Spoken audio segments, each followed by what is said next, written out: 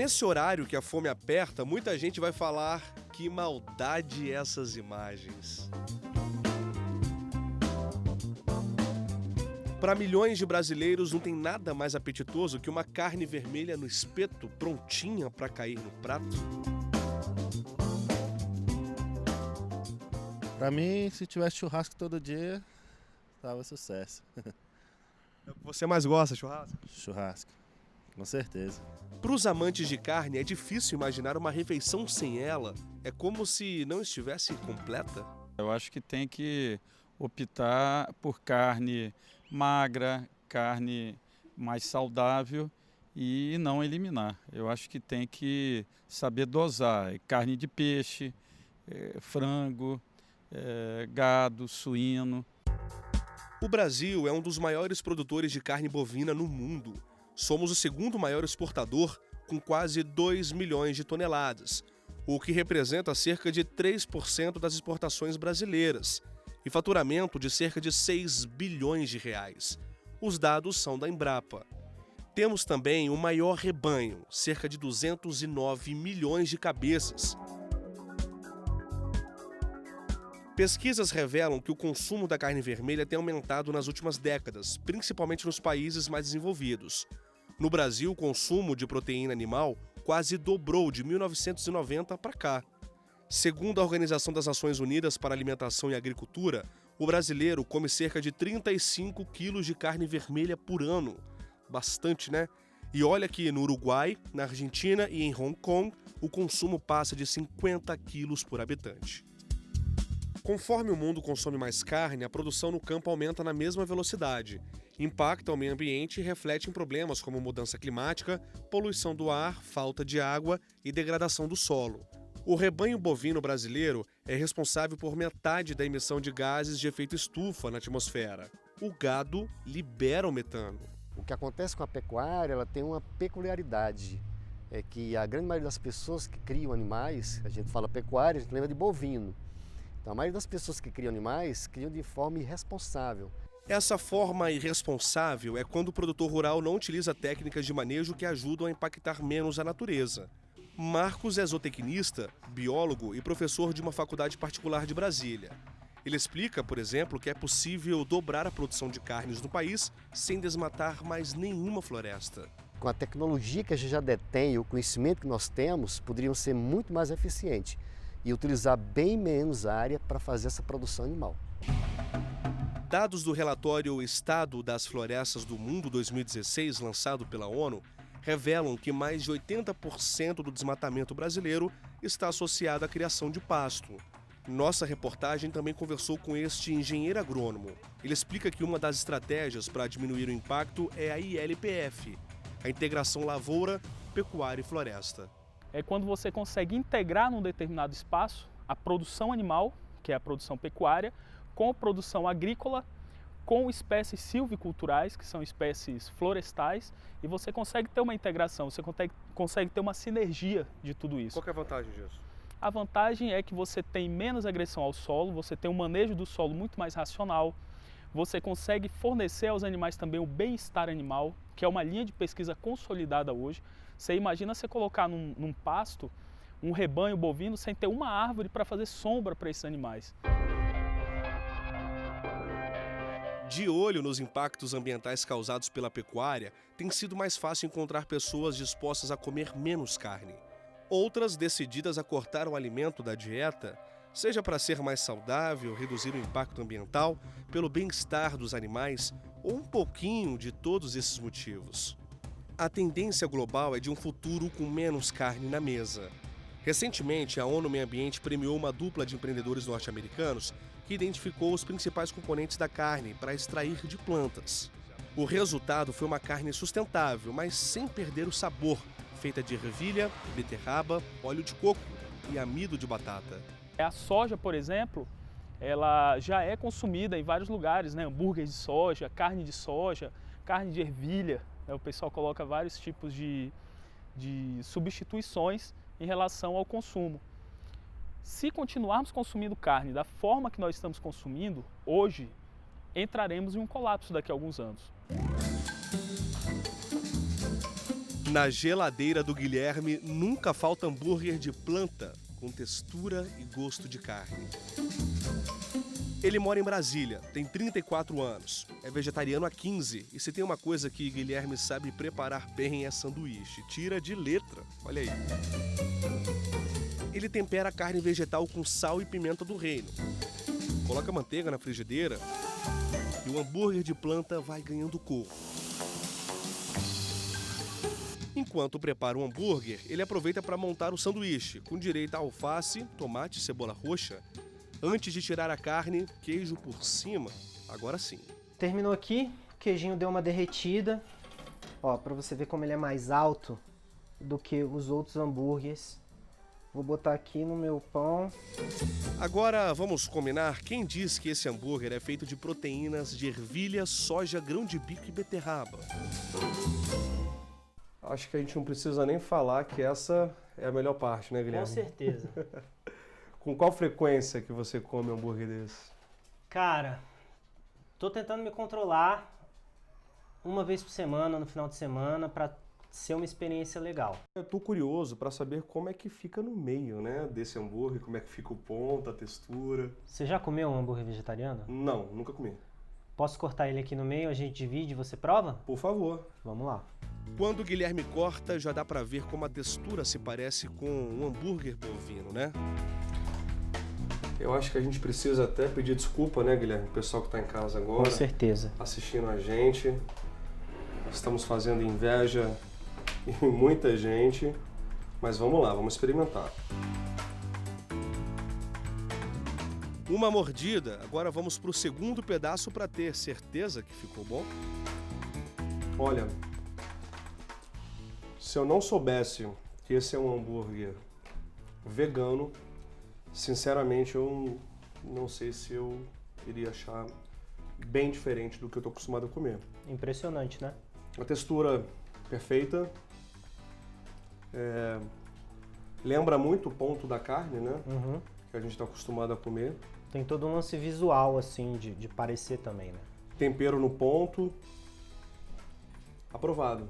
Gostoso, nutritivo, sucesso onde você faz, só que tem uma questão que você lamenta, né? A gente pode dizer assim, a desvantagem é o preço. Ele não tá é barato. Não, tá um pouquinho caro ainda. Eu acho que quando ele popularizar vai dar uma diminuída esse preço aí. São 2 unidades por embalagem, custa cerca de R$20. O produto foi lançado em abril por uma empresa paulista e já ocupa prateleiras de alguns mercados do país.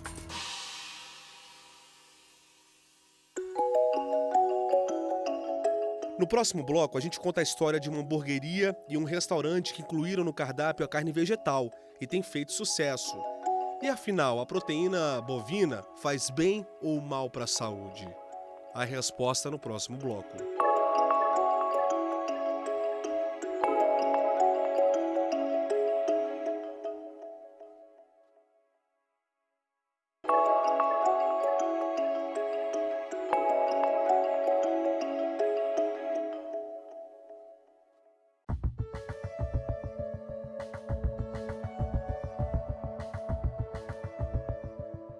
No começo do programa, você viu que para muita gente não há nada mais apetitoso que uma carne assada na brasa. É paixão brasileira e de milhões de estrangeiros. As exportações da nossa carne bovina cresceram 25% no primeiro semestre desse ano, se a gente comparar com o mesmo período de 2018. Obrigado. Veja bem, estamos falando de 827 mil toneladas e mais de 3 bilhões de dólares. A carne está cercada de mitos e verdades. Alguns estudos associam o consumo excessivo de carne vermelha ao aumento do risco de doenças cardíacas, estomacais e acidentes vasculares cerebrais. Por outro lado, há quem defenda o bife bovino como uma excelente fonte de proteína, ferro e vitaminas. Afinal, carne faz bem ou mal para a saúde? Nossa reportagem foi atrás da resposta, com a palavra Leandro Zanuto, engenheiro biomédico em Brasília. A carne vermelha, ela vai fazer bem ou mal dependendo de como o restante da sua alimentação está equilibrado, vamos colocar assim. Tá? Se você tiver um consumo exclusivo de proteínas da sua dieta, só da carne vermelha, ela pode realmente trazer prejuízo para a tua saúde. Porque a gente sabe do teor de gorduras inflamatórias que carregam a carne vermelha, não só a carne vermelha, outros tipos de carne, mas a carne vermelha em especial ela é rica numa gordura inflamatória chamada de ácido araquidônico. E aí não entra só a carne vermelha, vísceras de animais também, por exemplo, fígado, essas coisas, elas costumam ter uma presença de ácido araquidônico bem elevado e isso aumenta o risco para doença cardiovascular, aumenta o risco para diabetes, para diversas doenças. O segredo está na montagem do prato, equilíbrio entre os nutrientes. A gente sabe que é difícil, mas se for comer carne, a melhor opção são cortes mais magros, como patinho e lagarto. Aquela picanha gordurosa, melhor deixar só para ocasiões especiais.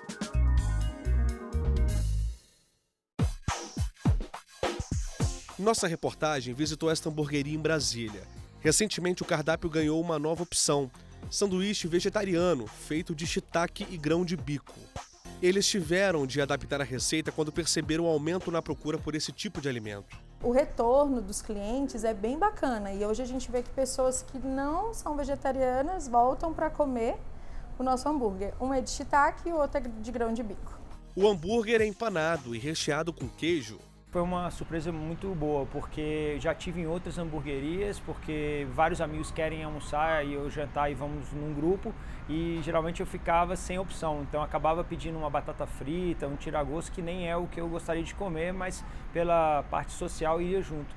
E aqui eu encontrei duas opções de sanduíche muito gostosos e um tamanho muito bom, então é uma refeição que você realmente fica satisfeito no final, né? A carne bovina não faz parte da dieta do Breno há 25 anos. Tomou a decisão porque toda a família tinha um ácido úrico alto e, para evitar gota, cortou a carne vermelha do cardápio. Ele conta que conhece 62 países, morou em mais de 10. Lá fora, o empresário se surpreendeu com as opções vegetarianas. Tem uma diferença muito grande do conceito da alimentação. Então o brasileiro ele tem uma alimentação muito baseada na carne vermelha e às vezes até uma ideia errada de quem não come carne vermelha é uma pessoa mal nutrida ou uma pessoa fraca. Então geralmente quando você acha opções que são sem carne vermelha, são pratos pequenos, são pratos que não são saborosos. Então eu vejo no Brasil uma dificuldade muito grande de encontrar um sanduíche de qualidade, gostoso e num tamanho ideal para comer sem carne.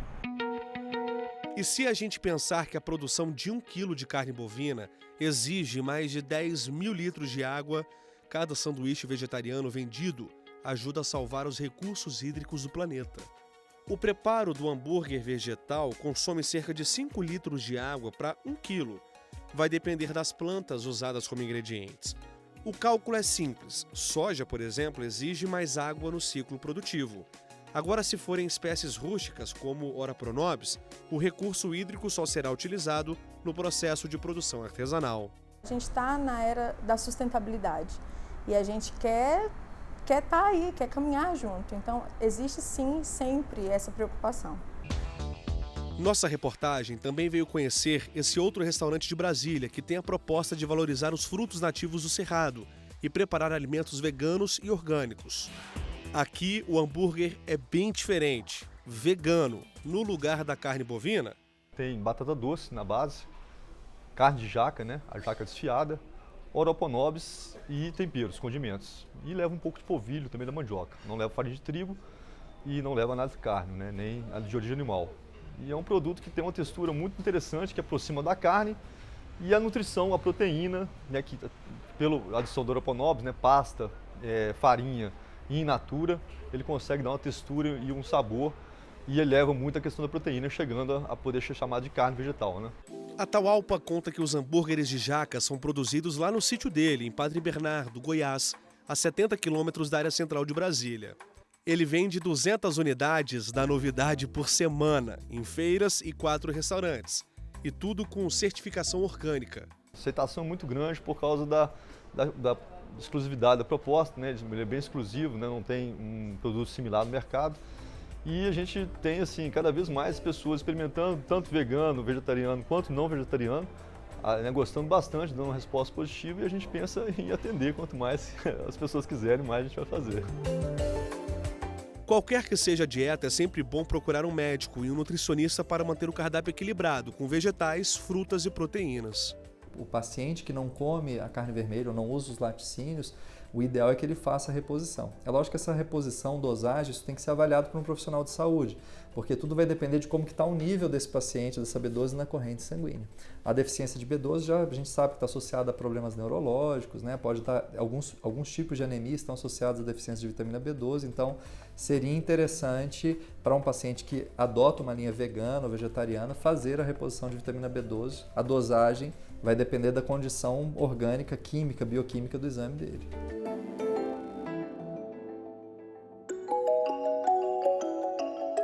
No próximo bloco, Bob de Souza mostra um exemplo de uma pecuária sustentável e de baixo carbono. A gente volta já.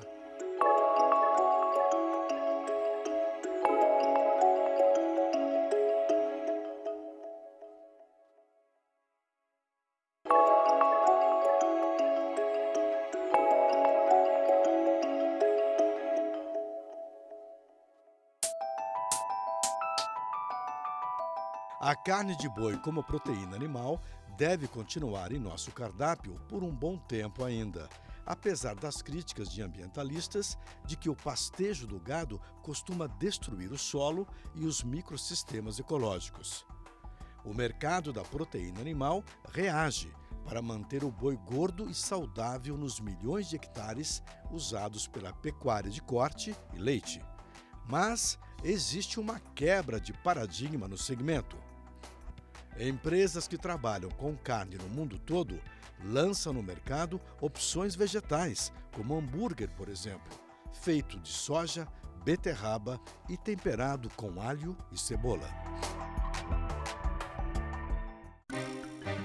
Conversamos com um produtor rural que maneja 800 hectares a 50 quilômetros de Brasília, no Paraná.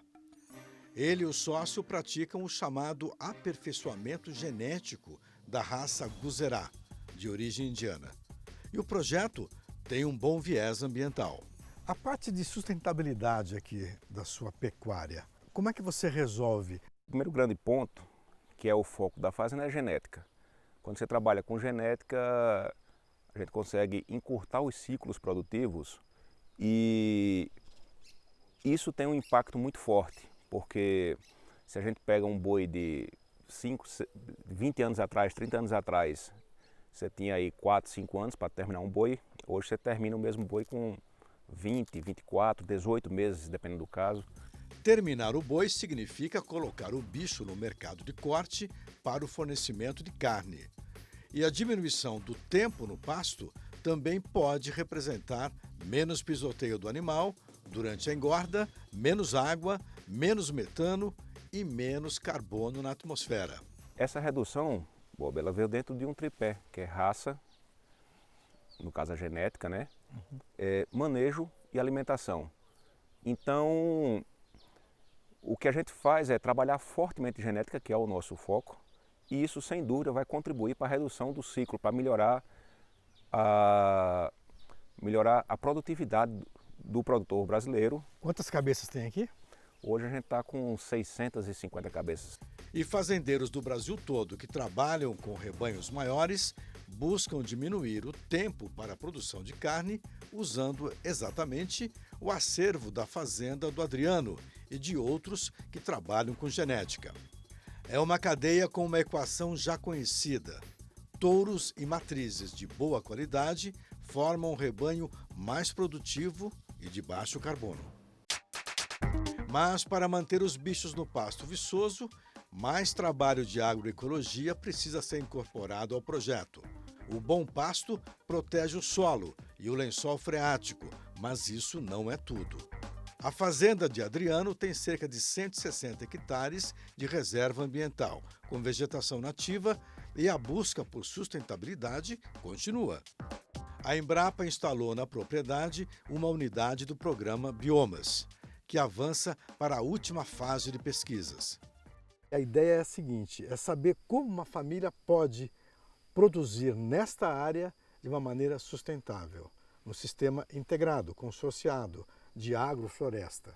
Aqui nós temos, por exemplo, o plantio de mandioca e nesses corredores aqui nós temos as chamadas plantas nativas. Mas quem pilota isso daqui é o Roberto Ogata. O objetivo da pesquisa aqui é tentar trazer alguma forma, algum tipo de sistema agroflorestal que consiga trazer algum lucro, ou talvez pelo menos minimizar o custo de implantação de uma restauração florestal. O Gata estava contando para a gente o seguinte, que para manter uma área dessa aqui no sistema agroflorestal, o investimento inicial, além da terra, lógico, beira aí os R$30 mil. Mas aqui você descobriu uma forma e uma fórmula de ter um retorno aqui de R$10 mil. Como é que é isso? Sim, nas entrelinhas das espécies arbóreas, a gente está implementando as culturas anuais. No caso, esse ano estamos entrando com a mandioca. A gente espera que ao final do ano, pelo menos R$10 mil a gente tenha de retorno econômico da colheita dessa mandioca. O plantio não usa irrigação convencional. Mandioca e frutíferas do cerrado nascem e produzem em baixa umidade de solo, mas a terra precisa estar protegida com gramíneas, com baixa exposição ao sol. A fazenda que trabalha com genéticas de gado não vai lucrar um centavo com esse laboratório. Terá apenas troca de conhecimento aplicado a outros módulos de agricultura. Aproveitando o tema, fomos até a Embrapa para saber o que existe de pesquisa no campo alternativo à carne.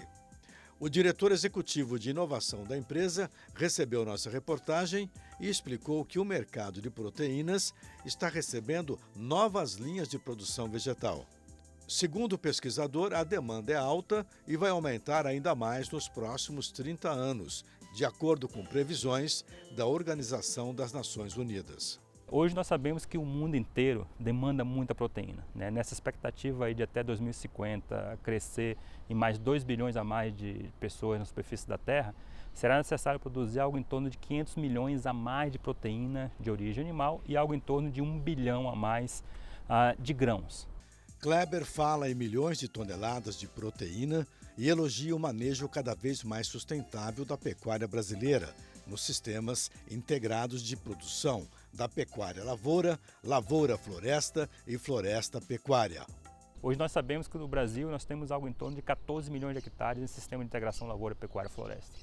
Isso representa um grande volume, né, em termos de área e um grande volume em termos inclusive de descarbonização do processo produtivo. Por quê? Porque quando você tem uma pastagem bem manejada, e boa parte, aliás, praticamente 90% das pastagens brasileiras são cultivadas, são pastagens de alto valor nutricional, você reduz o tempo de produção do animal, consequentemente você cicla o sistema muito mais rápido e você incorpora carbono no solo, não só pela pastagem, como também pela lavoura, como também pela própria floresta. Daí nasce o conceito de carne de baixo carbono ou carbono zero. Hoje nós sabemos que existe cerca de 820 milhões de pessoas que passam fome no mundo. E fome significa não ter principalmente consumo de energia, quiçá consumo de proteína. Então nós temos que produzir e continuar produzindo proteína de origem animal, buscar alternativas não só na visão de alimentar os veganos ou quem tem predileção para alimentos de origem vegetal, mas sobretudo para suprir a deficiência de proteína e reduzir a fome, reduzir a miséria em termos de abastecimento nutricional. O que eu quero dizer com isso são movimentos complementares. Pesquisadores, pecuaristas, consumidores, todos em busca de uma boa comida em um mundo mais equilibrado. O que acontece no Pantanal, onde rebanhos sustentáveis chegam a 50 mil cabeças, é um exemplo de boa prática ambiental. O rebanho de lá se alimenta de capim nativo e isso ajuda a manter a ecologia do Pantanal em boas condições.